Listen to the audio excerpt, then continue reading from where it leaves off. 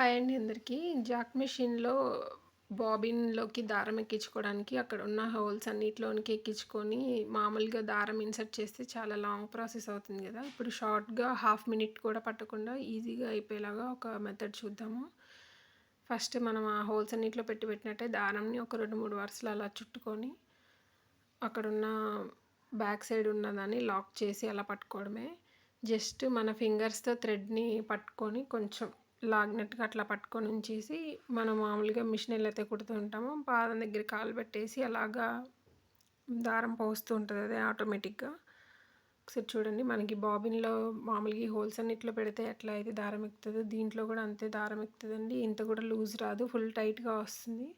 Just అలా fingers అట్లా పెట్టేసి ఉంచడమే. చాలా ఫాస్ట్‌గా అయిపోతుంది. హాఫ్ మినిట్ కూడా పట్టదనమాట. చాలా ఈజీ. మనకు ఫాస్ట్‌గా మిషన్ కుట్టేటప్పుడు స్లో అవ్వకుండా ఇదొక టెక్నిక్. చాలా ఫాస్ట్‌గా అయిపోతుంది.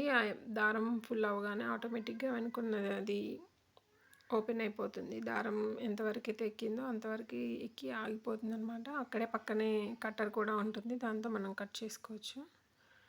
చూడండి ఈ చిన్న టిప్ కనుక మీకు నచ్చినట్టయితే లైక్ చేయండి, షేర్ చేయండి. Subscribe to my channel. ఇలాంటి మోర్ అప్డేట్స్ కోసం stay tune. Thank you so much. Thank you for watching.